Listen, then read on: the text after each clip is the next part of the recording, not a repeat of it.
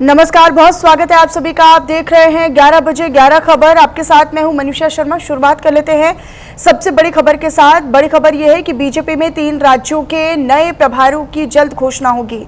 नए प्रभारियों की जल्द घोषणा की जाएगी। 3 राज्यों में गोवा, छत्तीसगढ़ और उत्तराखंड में बदलाव संभव है। छत्तीसगढ़ प्रभारी का पद खाली है। नितिन नवीन के अध्यक्ष बनने के बाद पद खाली किया गया और गोवा में नए प्रभारी का ऐलान भी संभव है, जल्द ही ऐलान हो सकता है। उत्तराखंड में भी प्रभारी को बदला जा सकता है। चुनावी राज्यों में बीजेपी नई रणनीति के साथ सामने आ सकती है। गोवा उत्तराखंड चुनाव से पहले बड़ा बदलाव देखने को मिल सकता है। बीजेपी इन 3 राज्यों में अपने जो प्रभारी हैं उनको बदल सकती है, इस तरह की जानकारी मिल रही है। तो गोवा उत्तराखंड चुनाव से पहले ये बड़ा बदलाव दिखाई दे सकता है। बीजेपी अपने इस रणनीति को सामने ला सकती है। पंकज मेरे साथ जुड़ गए हैं। पंकज का रुख कर लेते हैं। पंकज, चुनाव होने वाले हैं, लेकिन चुनाव से पहले उत्तराखंड और गोवा दोनों ही राज्यों में भी प्रभारी बदले जाने की पूरी संभावना है बीजेपी की।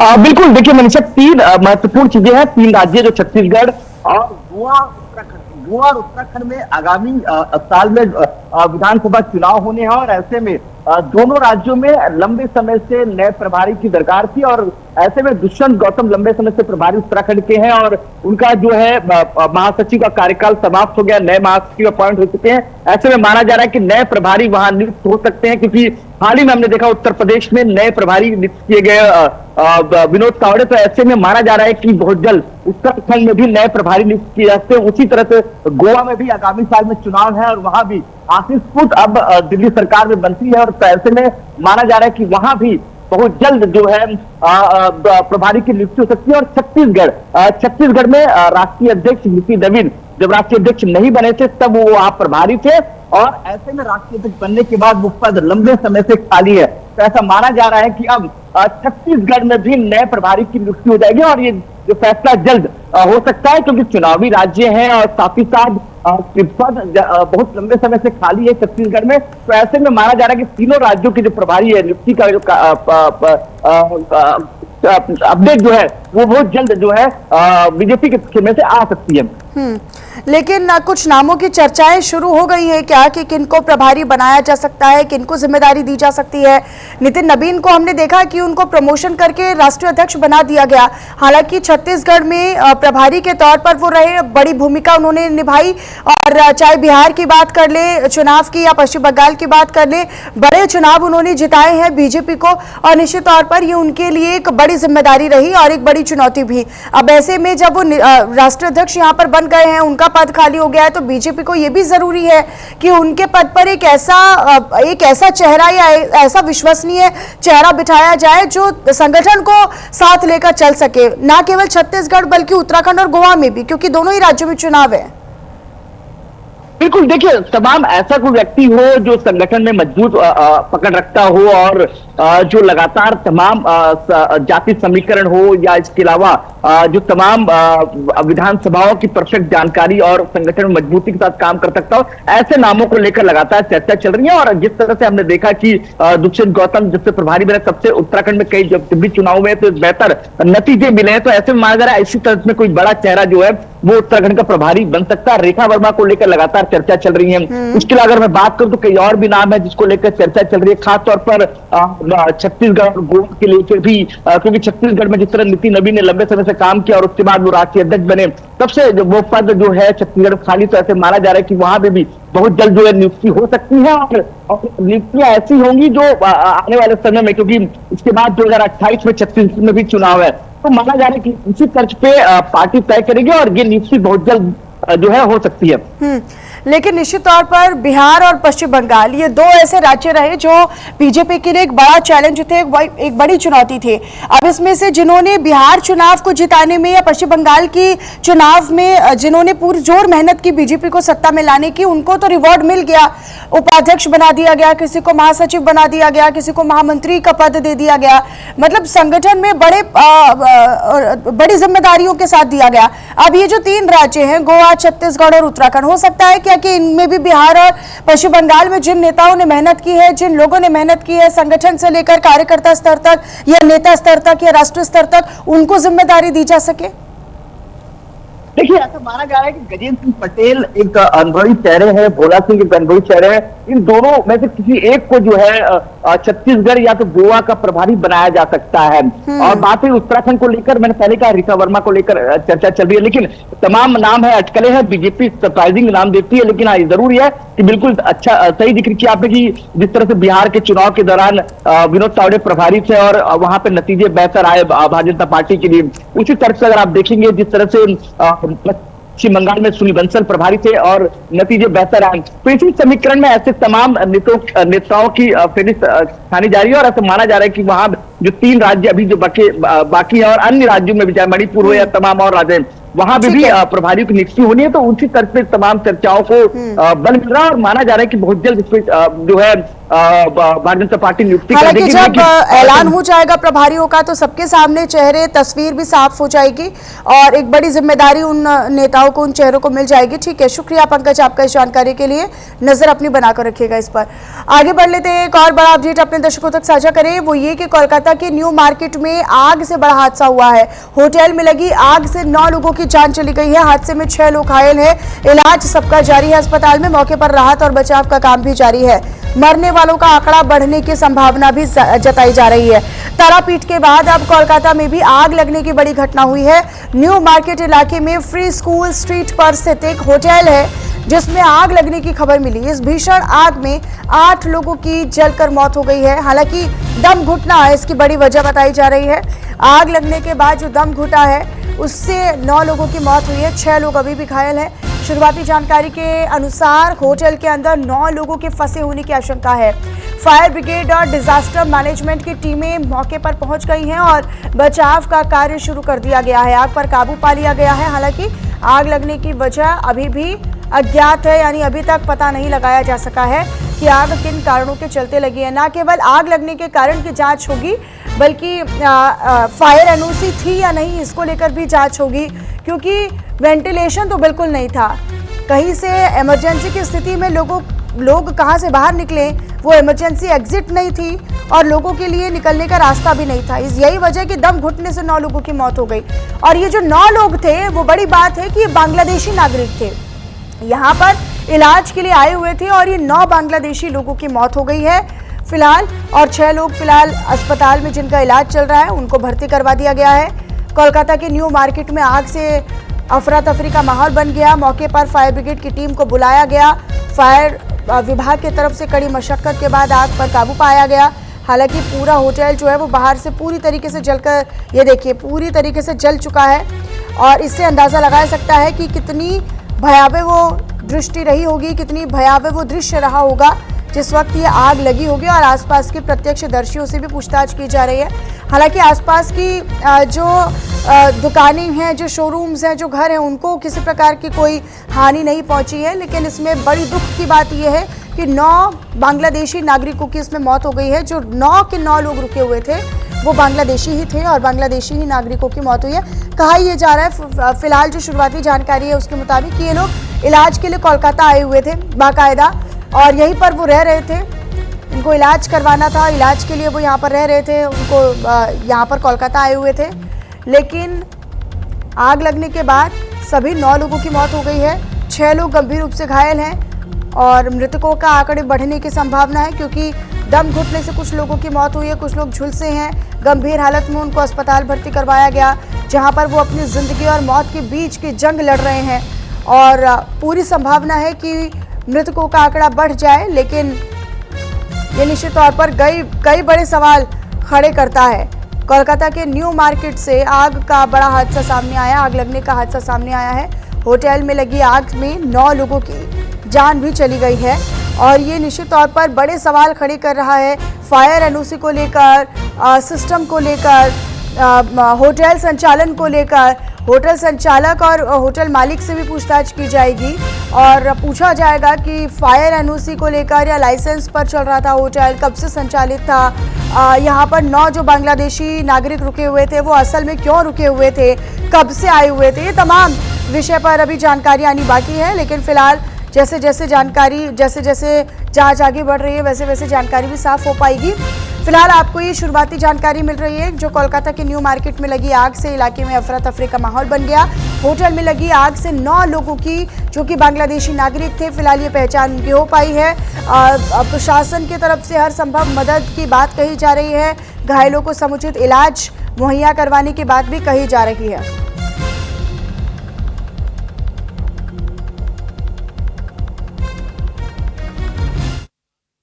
तो आप जानते हैं 9 लोगों का मृत्यु हो गया, तो बाकी 80 लोगों को हमारा डिपार्टमेंट वाला जो ऑफिसर है, फायर फाइटर है, उन्होंने बचा लिया और वो आसपास में वो जो रेस्क्यू सेंटर हुआ उधर है। अभी तक एकदम ठोस कानून सामने नहीं आया, फॉरेंसिक होने के बाद ही हो सकता है। वो सूचना मिलने के साथ साथ 1 मिनट के अंदर हमारा पूरा फायर फाइटर, हमारा ऑफिसर पहुंचा, इसलिए 80 आदमी को हम लोग बचा लिया, नहीं तो पूरा 100 आदमी इधर मर जाता। आज पास में है तो तुरंत आ गया। हमारा सूचना मिलने के 1 मिनट के बाद हमारा ऑफिसर लोग आया, फायर फाइटर ने आया। माननीय मुख्यमंत्री से बात होगा, उसके बाद हम लोग सोच रहे एक टीम बनाएंगे जिसमें केएमसी, पुलिस, फायर ब्रिगेड, हमारे यूडीएमए दफ्तर रहेंगे और ऐसा होटल जो लोग चला रहे हैं, ट्रेड लाइसेंस है कि नहीं, फायर लाइसेंस है कि नहीं, एक ही बिल्डिंग 3 तला बिल्डिंग 10 तो होटल चल रहे, छोटा रूम्स 10 तो रूम, ये सो नहीं चल सकता है। नहीं, अभी तक वो पुलिस देख रहे, बांग्लादेशी है ना भारतीय है, पुलिस देखकर बताएंगे। डेफिनेटली एक्शन लिया जाएगा। नहीं, सीएम से अभी तक बातचीत नहीं हुआ है, लेकिन सीएम से बात करके हम लोग देखिए पूरा सीएम से बात करके सरकार ये घोषणा करेंगे। हम लोग बहुत दुखी है, हम आहत है। 9 जन की मृत्यु, अपने परिवार को खोना, ये बहुत हम लोग बहुत दुखी है, हम आहत है। 9 जन की मृत्यु, अपने परिवार को खोना, ये बहुत ही दुखद घटना है। हम लोग बहुत दुखी है, हम आहत है। 9 जन की मृत्यु, अपने।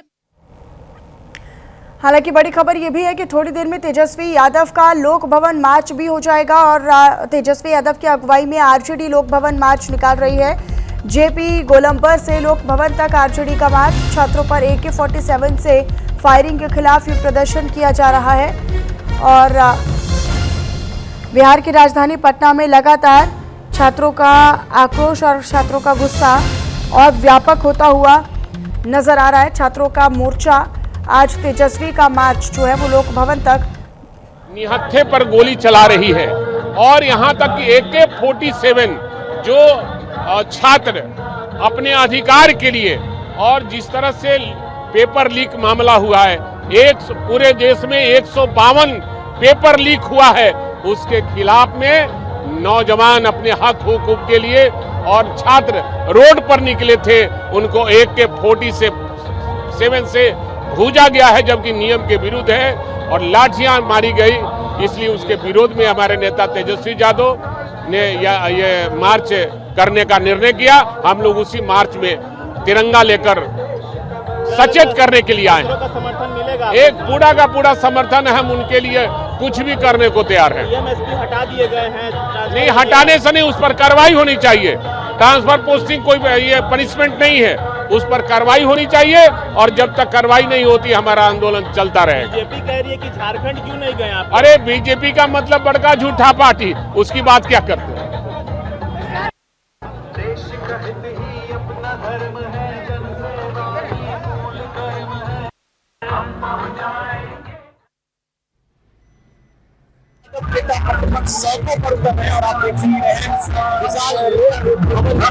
तेजस्वी यादव यहीं से अपना कह सकते हैं मार्च निकालेंगे और राष्ट्रीय जनता दल के जो तमाम लोग हैं वो सड़कों पर हैं, सड़कों पर उतरे हैं और तमाम के हाथों में तिरंगा है, झंडे के साथ वो जो है इस मार्च में निकले हैं और प्रशासन और पुलिस ने भी पूरी तैयारी कर रखी है। आप देख सकते हैं तस्वीरें किस तरह से जो तमाम पुलिस प्रशासन है वो यहाँ मौजूद है और ये मार्च जो है तेजस्वी यादव ने जो घोषणा की थी कि वो मार्च निकालेंगे, तो इसी जेपी गोलंबर से वो निकलेंगे और ये मार्च की शुरुआत होगी। और ऐसे में लगातार आप देख सकते हैं कार्यकर्ता जो है वो मार्च करने के लिए सड़कों पर उतरे। हर तस्वीर आप तक देखे किस तरह से जो भाई वीरेंद्र हैं। ये हमारा काम है सरकार को आगाह करना। सरकार को आगाह भी किया है और लोक भवन मार्च महामहिम राज्यपाल से हम लोग मेमोरेंडम हमारे नेता तेजस्वी यादव के नेतृत्व में हम लोग जा रहे हैं। और जो AK-47 से निहत्था लोगों पर जो गोलियां चलाई गई है AK-47 से और निहत्थे लोग पर लाठी चार्ज हुआ है और कई हत्याएं हुई, मर गए हैं लोग और मृतक जो परिवार है उसके आश्रितों को सरकारी नौकरी मिले और उनको मुआवजा भी सरकार दे। इसलिए देखिए यहाँ पर राजद के जो कार्यकर्ता है वो तमाम कार्यकर्ताओं के हाथ में आप देख सकते हैं तिरंगा है और तिरंगे के साथ ये किस तरह से विशाल 19 अगस्त को राजभवन मार्च, किन्हीं के भी हाथों में राष्ट्रीय जनता दल का झंडा नहीं बल्कि तिरंगा है। यानी कि इस तिरंगे के जरिए ये कहना चाहते हैं कि जो विद्रोह, जो छात्रों पर जो कह सकते हैं लाठीचार्ज हुआ, जो AK-47 से गोलियां चली, इसका जवाब सरकार दे। और निश्चित तौर पर जैन जी के जंतर मंतर के बाद लगातार अब देख सकते हैं बिहार में भी विपक्ष हावी है और उसकी रोकथाम की तैयारी के लिए पुलिस प्रशासन के अधिकारी यहाँ लगे हुए हैं ताकि किस तरह से इसको रोका जाए। पटना से न्यूज इंडिया के लिए। लेकिन इससे जो गंभीर सवाल है, who allowed the use of AK-47, ये खत्म नहीं। ऐसा क्यों होता है सर कि जब सवाल उठाए जाते हैं उसके बाद सरकार की तरफ से ट्रांसफर होते हैं या तबादला किया जाता है, ऐसा नहीं किया जाता है? ऐसा इसलिए होता है ना कि सरकार प्रोएक्टिव नहीं है, रिएक्टिव है। जनता अपना दम दिखाती है तो बदलाव होता है। आप लोग हार नहीं मानिएगा, उनके हक की आवाज उठाते हैं। बिहार का युवा हार नहीं मानेगा।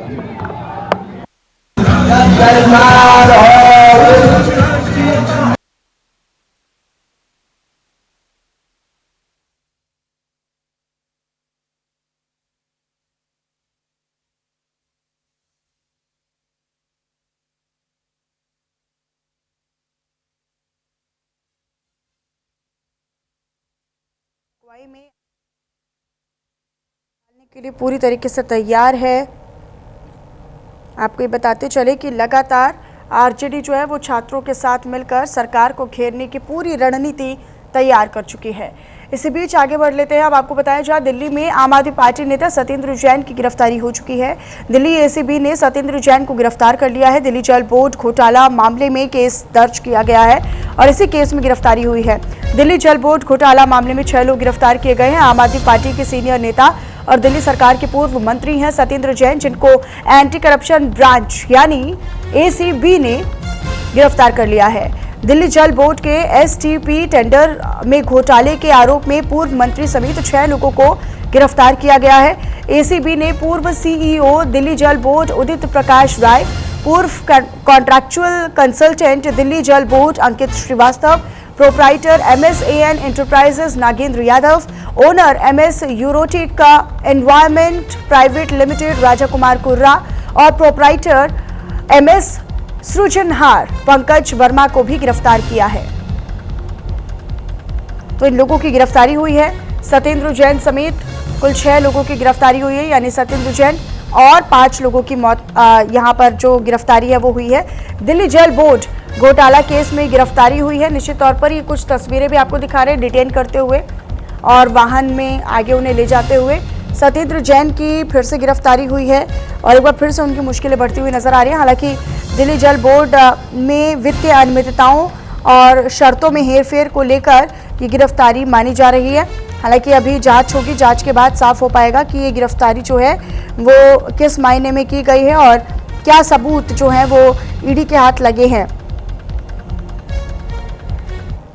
सत्येंद्र जैन पार्टी के लिए, आम आदमी पार्टी के लिए कलेक्शन एजेंट का काम कर रहे हैं पंजाब के अंदर। वो बिल्डर से, रियल एस्टेट से खुल के उगाही कर रहे हैं। और अगर ऐसा नहीं है तो मुझे एक बात बताइए, फिर उनको किस कारण से पंजाब में, चंडीगढ़ में मंत्रियों से भी ज्यादा लग्जूरियस कोठी दी गई है? वो बंगला नंबर 926 में सेक्टर 39 में कैसे रह रहे हैं? क्यों उनको इतनी बड़ी कोठी दी गई है जबकि he is just an ex MLA from Delhi. Arvind Kejriwal ji की एक मूवी है, उस मूवी का नाम है भ्रष्टाचार की किताब दिल्ली टू पंजाब। इस मूवी के पूरी तरीके से राइटर, डायरेक्टर, प्रोड्यूसर, कोरियोग्राफर सब अरविंद केजरीवाल हैं। ये जो लोग अब अरेस्ट हो रहे हैं, Satyendra Jain and others, they are just actors in this film. Satyendra Jain ji Punjab के को इंचार्ज हैं और चुनाव आने वाले हैं और बीजेपी ने अपना पैटर्न फिर से शुरू कर दिया है। लोग अब इन बातों को समझते हैं और कोई भी नहीं मानता जो सत्येंद्र जैन जी के खिलाफ ये झूठे मुकदमे कर रहे हैं। पहले भी इन्होंने सत्येंद्र जैन जी को झूठे केस में जेल में डाला था और जिस टाइम वो जेल में थे तब का ये घोटाला तथा कथित घोटाला बताया जा रहा है। और उस टाइम बीजेपी ट्वीट करके क्या कह रही थी, आपके देखिए, कह रही है राघव चड्ढा ने राजेंद्र नगर की कुर्सी पर बैठ जलबोर्ड का घोटाले को दिया अंजाम। तो अब किया उन्होंने राघव चड्ढा से कोई इन्वेस्टिगेशन, किया उन्होंने राघव चड्ढा को अरेस्ट। हम लोग बीजेपी के फर्जी केसेस से डरने वाले नहीं हैं। बीजेपी तो पहले भी हमारे कितने नेताओं को फर्जी केसेस में जेल डालकर फिर हमें कोर्ट से क्लीन चिट मिली, कोर्ट ने हमें डिस्चार्ज तक दे दिया कि ये केस तो चलाने योग्य भी नहीं है। इस बार भी ऐसा होगा। इधर सत्येंद्र जैन की गिरफ्तारी पर अरविंद केजरीवाल भी भड़क उठे हैं। उन्होंने कहा है कि सत्येंद्र जैन जी को एक बार फिर से बीजेपी ने गिरफ्तार करवाया। उन्होंने इस गिरफ्तारी को बीजेपी की तानाशाही बताया है। बीजेपी की तानाशाही कब तक चलती रहेगी, उन्होंने सवाल किया। सत्येंद्र जी फिर से निर्दोष साबित होकर बाहर आएंगे, ये अरविंद केजरीवाल ने कहा है। तो अरविंद केजरीवाल ने एक बार फिर से निशाना साधते हुए कहा है कि गिरफ्तारी जो है वो किसी भी ACB की ओर से या पुलिस की ओर से नहीं की गई है, बल्कि ये तो बीजेपी ने करवाई है और बीजेपी की तानाशाही से इसको जोड़कर भी देखा गया है। सत्येंद्र जैन जी को एक बार फिर से बीजेपी ने गिरफ्तार करवा लिया, ये उन्होंने कहा है।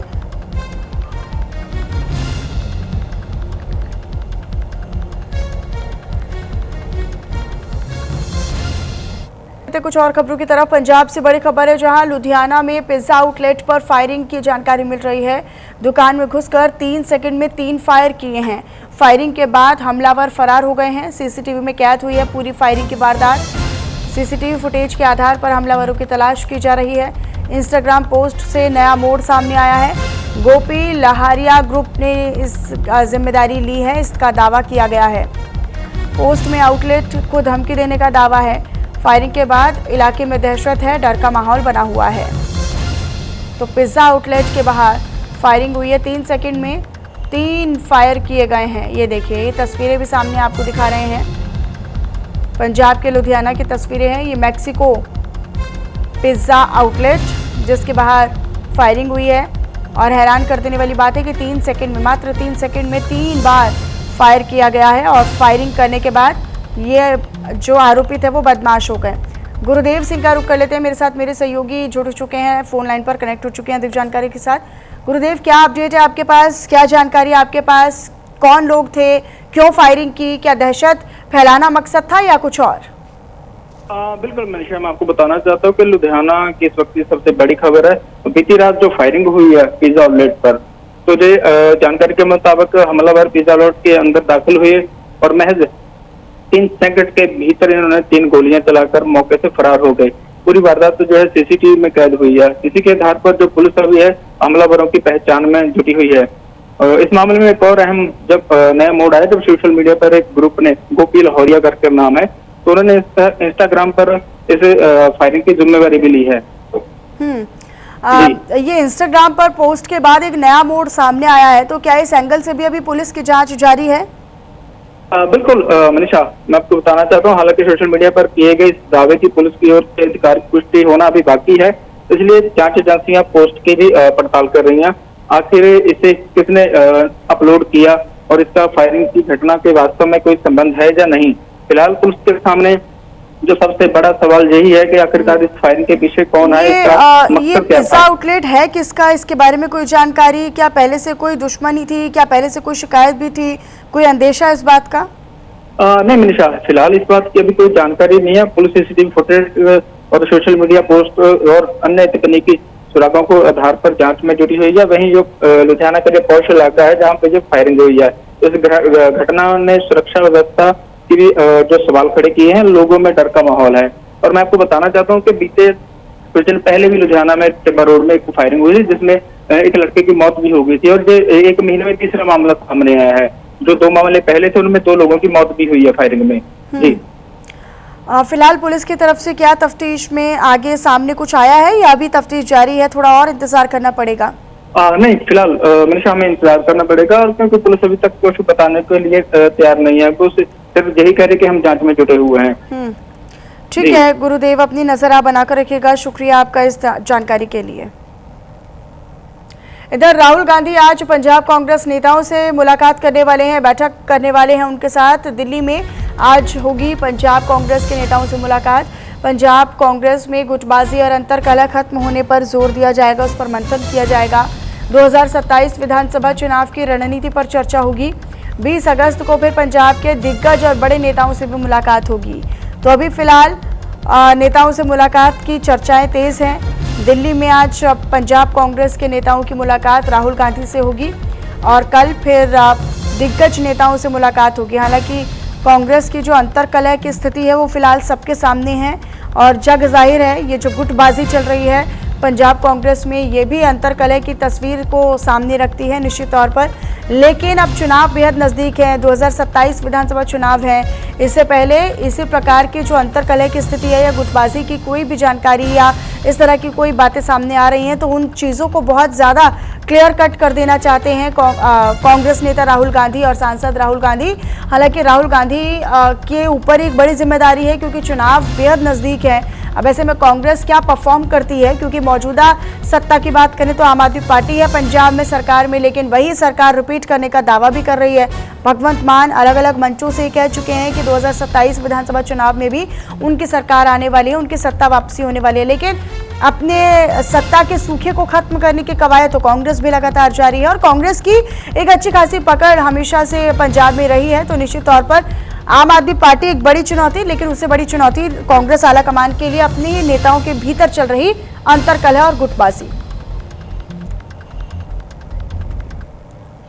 अगली बड़ी खबर दिल्ली से सामने आ रही है। 43 आईपीएस और डेनिप्स अधिकारियों के तबादले होने की जानकारी है। 14 आईपीएस और 4 डेनिप्स अधिकारियों की जो जिम्मेदारी है वो बदली गई है, उन्हें नई जिम्मेदारी दी गई है, नई तैनातियां की गई हैं। तो IPS Manish Agarwal special CP PSD बनाए गए हैं। आईपीएस अजय चौधरी को स्पेशल सीपी ट्रैफिक का जिम्मा सौंपा गया है। तो दिल्ली से 5 आईपीएस अधिकारी जम्मू कश्मीर भेज दिए गए हैं।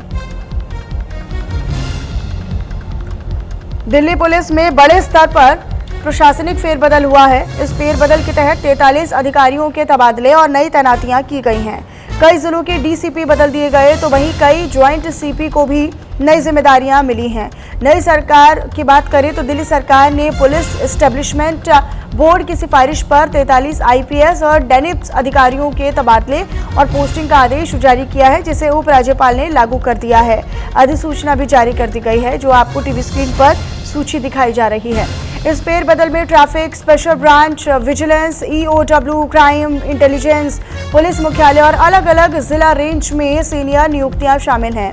कई अधिकारियों को अतिरिक्त जिम्मेदारी भी दी गई है या उन्हें नए जिलों और खास डिविजन्स में भी तैनात किया गया है। तो वही पुणे के जुन्नर में नाबालिग की रेप के बाद हत्या का मामला सामने आया है। पुलिस ने एक आरोपी को हिरासत में लिया है। पुणे में रेप और मर्डर के बाद ग्रामीणों में आक्रोश है, गुस्सा है, नाराजगी है। देर रात आक्रोशित लोगों ने पुलिस स्टेशन का घेराव किया। पुणे के जुन्नर में नाबालिग बच्ची के साथ रेप और मर्डर का संगीन मामला सामने आया है। आरोपी ने पहले बच्ची के साथ रेप किया और फिर उसे मारकर उसकी लाश जंगल में फेंक दी। इस पूरे घटनाक्रम के बाद गांव वाले आक्रोश से भर उठे और उन्होंने पुलिस स्टेशन का घेराव किया, जिसके बाद पुलिस ने एक आरोपी को गिरफ्तार कर लिया है। आपको ये जानकारी देते चले कि जुन्नर गांव में छोटी बच्ची को आरोपी जंगल ले गया, जहां उसके साथ दुष्कर्म की वारदात को अंजाम देने के बाद उसकी हत्या कर दी गई। आरोपी ने बच्ची के शव को वहीं जंगल में ही फेंक दिया ताकि किसी को डाउट ना हो, किसी को शक ना हो। लेकिन फिर गांव वालों को इस बात की जानकारी मिली, वो पुलिस का घेराव करने थाने तक पहुंचे और फिर पुलिस को दबाव में आकर कार्रवाई शुरू करनी पड़ी। एक आरोपी को गिरफ्तार कर लिया गया है। देर रात गुस्साए लोगों ने पुलिस स्टेशन का घेराव भी किया, पुलिस पर दबाव बनाया गया और फिर ये कार्रवाई की गई है। फिलहाल आगे की जांच भी अभी जारी है।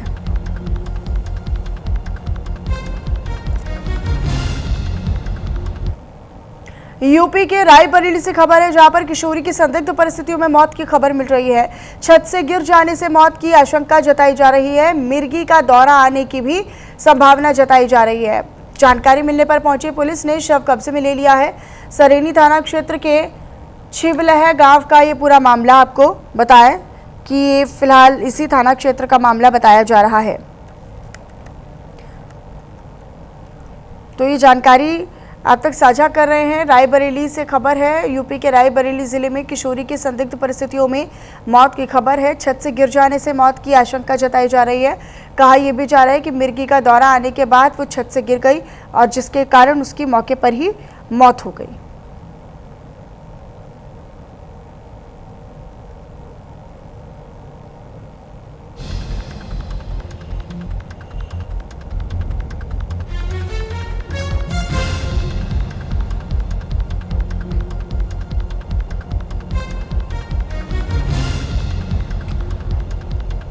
तो ये जानकारी आप तक साझा कर रहे हैं। हालांकि मिर्गी का दौरा आने के बाद ये संभावना जाहिर की जा रही है कि युवती की मौत हो गई। हालांकि जब पुलिस तफ्तीश आगे बढ़ेगी या किसी निष्कर्ष पर पहुंचेगी तब साफ हो पाएगा कि असल वजह आखिर क्या रही होगी। लेकिन फिलहाल जो जानकारी है वो यही कि एक मिर्गी का दौरा आने से छत से गिरी युवती की मौत हो गई है। संदिग्ध परिस्थितियों में मौत की जानकारी मिल रही है। रायबरेली से खबर आप तक साझा कर रहे हैं। यूपी के बस्ती जिले से खबर है, जहां पर सीएनजी सिलेंडर लदी डीसीएम में ब्लास्ट हो गया है। चालक ने ट्रक से कूदकर अपनी जान बचा ली। समय रहते हालात पर काबू पा लिया गया। कटरा आईटीआई गेट के पास अफरा तफरी का माहौल भी बनता हुआ नजर आया। मौके पर जुटी लोगों की भीड़, प्रशासन भी अलर्ट है। समय रहते हालात पर काबू पा लिया गया। कटरा आईटीआई गेट के पास अफरा तफरी मच गई। ये खबर आप तक साझा कर रहे हैं। मौके पर लोगों की भीड़ जुट गई। प्रशासन भी अलर्ट है, अलर्ट मोड पर है। बस्ती में सीएनजी ट्रक से गैस लीक होने के बाद अचानक से उसमें ब्लास्ट हुआ, लेकिन फिलहाल किसी के बड़े नुकसान की जानकारी नहीं है, किसी जनहानि की जानकारी नहीं है, बड़े नुकसान की भी खबर नहीं मिल रही है। तो यूपी के बस्ती जिले से ये जानकारी जो आप तक हम साझा कर रहे हैं।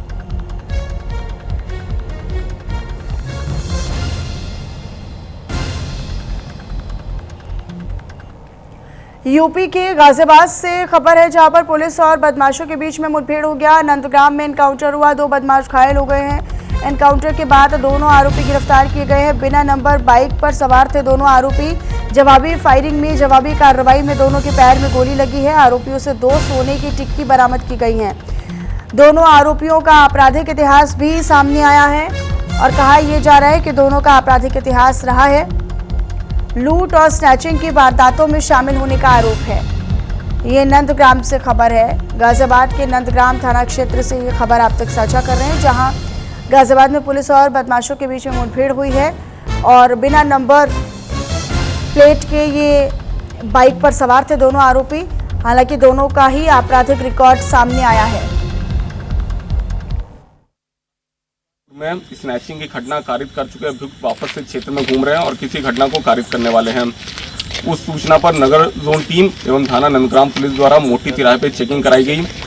चेकिंग के दौरान एक बिना नंबर की मोटरसाइकिल आती हुई दिखाई दी, जिसको रोकने का इशारा दिया गया। मोटरसाइकिल पर सवार अभियुक्त गाड़ी ना रोक के भागने लगे एवं पुलिस टीम पर फायरिंग कर दी।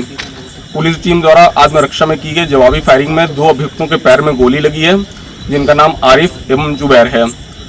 अभियुक्तों के पास से 2 सोने की टिक्की, 2 अदद तमंचे, जिंदा कारतूस एवं खोखा कारतूस बरामद हुआ है। दोनों अभियुक्तों का पूर्व में आपराधिक इतिहास है और दोनों लूट और स्नैचिंग घटना कारित कर चुके हैं। तो ये खबर आप तक साझा कर रहे हैं। नंदग्राम में एनकाउंटर हुआ है, 2 बदमाशों के घायल होने की जानकारी है।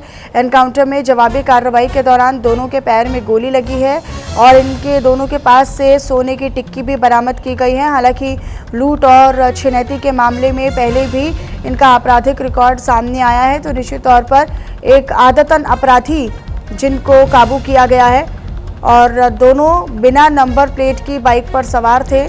दोनों आरोपियों का आपराधिक इतिहास सामने आया है। ये कुछ तस्वीरें भी आपको दिखा रहे हैं। लगातार यूपी पुलिस जो है वो ऐसे आरोपियों और ऐसे अपराधियों पर नकेल कसने का काम कर रही है जो सामाजिक तौर पर एक बड़ा खतरा है और निश्चित तौर पर लोगों के साथ वारदात को अंजाम देने वाले, लूट और छिनैती करने वाले, स्नैचिंग करने वाले, तो इनको अब पुलिस जो है वो सबक सिखा रही है। और लगातार गाजियाबाद में हर दिन कोई ना कोई अपराधी दबोचा जा रहा है, किसी न किसी आरोपी को दबोचा जा रहा है। इनका आपराधिक रिकॉर्ड पहले से सामने आया है, यानी आदतन अपराधी हैं और एक पूरा रिकॉर्ड इनका खंगाला गया है जिसमें ये साफ हो पाया है कि ये पहले भी ऐसी कई वारदातों को अंजाम दे चुके हैं। फिलहाल गोली पैर में लगने से दोनों घायल हो गए हैं और दोनों के पैर में गोली लगी है। फिलहाल 2 बदमाश इसमें घायल बताए जा रहे हैं। उत्तर भारत में बारिश ने एक बार फिर से मुश्किलें बढ़ा दी हैं। यूपी से लेकर उत्तराखंड, राजस्थान और दिल्ली समेत हिमाचल प्रदेश तक कई इलाकों में भारी बारिश से जनजीवन खासा प्रभावित हुआ है। कहीं सड़कें तालाब में तब्दील हो चुकी है तो कहीं नदियों और नालों का जलस्तर बढ़ने से लोगों की चिंता बढ़ गई है।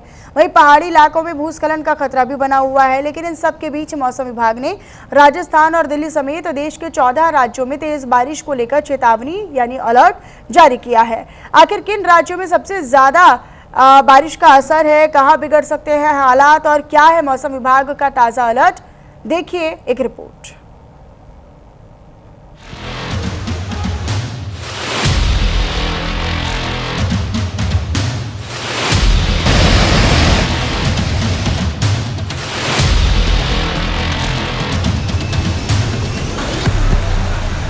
उत्तर भारत के कई हिस्सों में लगातार हो रही बारिश ने जनजीवन अस्त व्यस्त कर दिया है। मौसम विभाग ने राजस्थान और दिल्ली समेत 14 राज्यों में तेज बारिश की चेतावनी दी है। यूपी में बारिश का असर सबसे ज्यादा दिखाई दे रहा है। 25 शहरों में बारिश का सिलसिला जारी है। कई जगह सड़कें जलमग्न हैं, तो अस्पतालों और रिहायशी इलाकों में पानी घुस गया है। कानपुर और उन्नाव में 500 से ज्यादा घरों में पानी घुस गया है। बारिश और जलभराव को देखते हुए 8 जिलों में स्कूलों की छुट्टी कर दी गई है। वाराणसी में 100 से ज्यादा छोटे मंदिरों में भी पानी घुस आया है। कई जगह कारें और बाइकें पानी में डूबी हुई नजर आ रही हैं। पहाड़ों पर बारिश और ज्यादा मुसीबत लेकर आई है। देहरादून के कैनाल रोड और कृशाली चौक इलाके में जलभराव हुआ है। देहरादून के शास्त्री नगर में हुई भारी बारिश के बाद जलभराव ने शहर की व्यवस्थाओं की पोल खोल दी है। सड़कों पर इतना पानी भर गया है कि कई कारें बारिश के पानी में डूबी हुई नजर आईं।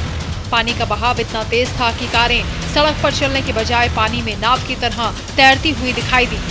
जलभराव के चलते लोगों को घरों से निकलने और आवाजाही करने में भारी परेशानियां उठानी पड़ी। उत्तराखंड में एक बार फिर मॉनसून एक्टिव मोड में नजर आ रहा है और अगर हम देखें बारिश का भी तो 2 दिन लगातार बारिश बताई जा रही है और कल रात से काफी हद तक बारिश देखी जा रही है, जिस कारणवश यहाँ पर सड़कों पर गड्ढे देखने को मिल रहे हैं। मैं अपने कैमरा पर्सन को बोलना चाहूंगी कि सड़कों पर गड्ढों के जितने भी विजुअल्स हैं सारे दिखाएं। मौसम विभाग के मुताबिक आज देहरादून, चंपावत, बागेश्वर, उधम सिंह नगर और नैनीताल में कहीं कहीं भारी से बहुत भारी बारिश हो सकती है। साथ ही बिजली के साथ बेहद तेज बारिश का दौर की संभावना है। वहीं कल 19 अगस्त को देहरादून और टिहरी में भी भारी बारिश से बहुत भारी बारिश का अनुमान लगाया जा रहा है।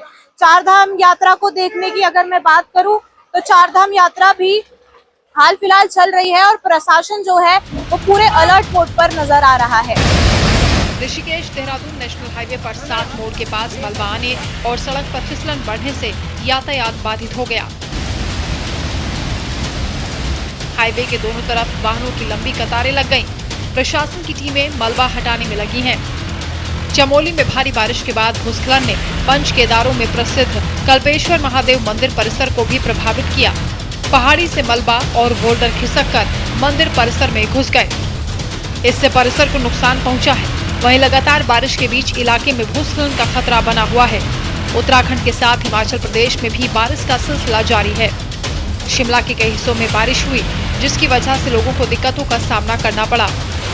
वहीं पश्चिम बंगाल के दक्षिणी हिस्सों में तेज बारिश के चलते आसनसोल में बाढ़ जैसे हालात हैं। मौसम विभाग ने आने वाले दिनों में तेज बारिश का अलर्ट जारी किया है।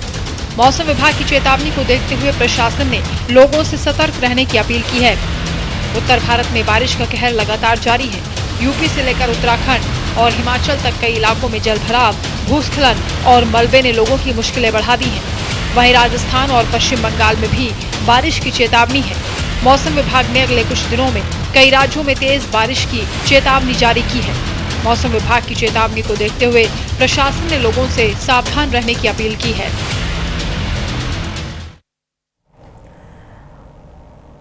चलिए आगे बढ़ लेते हैं। अब आपको बताया जाए, नागपुर के होटल में 28 साल की युवती की हत्या का मामला सामने आया, जहां होटल के कमरे में चाकू से गोदकर हत्या की गई है। बॉयफ्रेंड किरण ने खुदकुशी की कोशिश की है। पुलिस ने युवक को अस्पताल में भर्ती करवा दिया है। शादी को लेकर विवाद की आशंका सामने आई है। मामले की तफ्तीश में पुलिस जुटी हुई है। महाराष्ट्र के नागपुर में मनीष नगर इलाके के एक होटल में सनसनीखेज वारदात सामने आई है, जहां होटल के अंदर 28 साल के शिवानी गजभिये की चाकू से गोदकर हत्या की वारदात को अंजाम दिया गया, जबकि उसके साथ मौजूद किरण अत्राम ने कथित तौर पर खुद को घायल कर आत्महत्या की कोशिश की है। होटल स्टाफ के मुताबिक मंगलवार रात करीब 9:30 बजे कमरे से चीखने की आवाज़ सामने आई और स्टाफ ने कमरे में पहुंचकर दोनों को खून से लथपथ अवस्था में पाया। शिवानी के शरीर पर चाकू के कई निशान थे, कई बार किए गए थे, तो अस्पताल ले जाने पर डॉक्टरों ने शिवानी को मृत घोषित कर दिया, जबकि किरण का इलाज जारी है। कमरे से चाकू भी बरामद हो चुका है। प्रारंभिक जांच में सामने आया है कि दोनों रेलवे कर्मचारी थे। पुलिस को शक है कि शादी को लेकर हुए विवाद के बाद किरण ने कथित तौर पर शिवानी पर चाकू से हमला किया और फिर खुद को घायल कर लिया। तो ये जानकारी आप तक साझा कर रहे हैं। हालांकि बेलत रोडी पुलिस मामले की तफ्तीश में जुटी हुई है और ये पता लगाने की कोशिश हो रही है कि वारदात अचानक हुई या फिर पहले से इसकी साजिश रची गई थी। मुरारी का रुख कर लेते हैं, मेरे साथ मेरे सहयोगी जुड़ चुके हैं। मुरारी, क्या अपडेट आपके पास इस मामले से जुड़ा हुआ? बिल्कुल, नागपुर पुलिस अमरीसा नगर इलाके में जिस होटल में पूरी वारदात घटी थी वहां पर पूछताछ कर रही है। होटल के सीसीटीवी कैमरे की जांच कर रही है कि लोग इससे पहले भी यहाँ आए हुए थे, समझी साजिश थी, चाकू पहले से रखा गया था, क्या पूरा प्लानिंग था या फिर दोनों के बीच में वाद विवाद हुआ और उसके बाद इस तरीके की पूरी घटना हुई है। लेकिन पुलिस का ये मानना है कि जिस तरीके से वहां पर चाकू बरामद हुई है और जिस तरीके से कई जगह चाकू से गोद कर जो है वो शिवानी की जो है कि हत्या की गई है और खुद आरोपी जो है कि अपने ऊपर वार किया है। अब तक होटल के 3 वेटर और जो साफ सफाई का प्यून था वो और मैनेजर, 3 लोगों का स्टेटमेंट रिकॉर्ड किया गया है। वेटर का ये कहना था कि चीख पुकार की आवाज आई, जिसके बाद मास्टर की से दरवाजा खोला गया। तो अंदर परिवार वालों को इसकी जानकारी है क्या? देखिए, घटना के बाद पुलिस जो लोगों का शिनाख्त करके उनके परिजनों को इसकी सूचना दे दी है, लेकिन अभी तक परिजन जो है कोई वहां पुलिस स्टेशन पहुंचे नहीं है। पुलिस का ये मानना है कि जो अस्पताल में घायल व्यक्ति है उससे पूछताछ की जाए और ताकि ये मसला समझा जाए कि वारदात उसने क्यों किया, क्या पहले से प्लानिंग था या आखिरी और कोई इसमें इन्वॉल्वमेंट है क्या। इन तमाम चीजों को पुलिस बड़ी बारीकी से खंगाल रही है। लेकिन महाराष्ट्र के नागपुर मनीष नगर में जो है हादसा हुआ है उसे लेकर के एक तरह से होटल लॉबी में कहते खड़कप मचा हुआ है। जी मुरारी, फिलहाल जो अस्पताल में व्यक्ति घायल है किरण जिसका नाम बताया जा रहा है, उसकी क्या स्थिति है? देखिए, डॉक्टरों की तरफ से मेडिकल बुलेटिन 2 बजे के आसपास आएगा, लेकिन कुछ लोगों का ये मानना है कि उसकी तबीयत जो है वो नाजुक बनी हुई है, क्योंकि उसके खुद के ऊपर उसने भी वार किया था, उसके भी काफी ब्लड बहे हुए हैं। डॉक्टरों का इलाज चल रहा है, देखना होगा मेडिकल रिपोर्ट में क्या आता है। लेकिन पुलिस अब तक ये साफ कर पाई है दोनों जो थे वो रेलवे कर्मचारी थे और रेलवे में काम करते थे, आपसी संबंध थे इनके साथ, शादी को लेकर के या और अन्य चीजों को लेकर के लोगों के बीच में मतभेद चल रहा था और उसमें इस पूरी घटना को अंजाम दिया गया है। लेकिन पुलिस अब डिपेंड करती है जो अस्पताल में एडमिट शख्स है उससे पूछताछ करेगी और जानने की कोशिश करेगी कि आखिर उसने इतना बड़ा कदम क्यों उठाया। जी ठीक है मुरारी, शुक्रिया आपका इस जानकारी के लिए। अपनी नजर आप बनाकर रखिएगा। आगे बढ़ते हैं, यूपी के रायबरेली से खबर है। रायबरेली में मां की हत्या पर बेटे को सजा, दरअसल मां की हत्या के मामले में 7 साल की सजा बेटे को मिली है। गड़ासे से मां की हत्या का आरोप है, बेटे पर हत्या का आरोप है और हत्या के बाद शव जलाने का भी आरोप है। करीब 2 साल बाद कोर्ट का फैसला आया है इस पूरे मामले में। कोर्ट ने कुलदीप को 7 साल की सजा सुनाई है। हत्या के बाद शव जलाने का भी आरोप है। फिलहाल यहाँ पर मेरे साथ इस बुलेटिन में इतना ही। आप बने रहिएगा हमारे साथ। नमस्कार।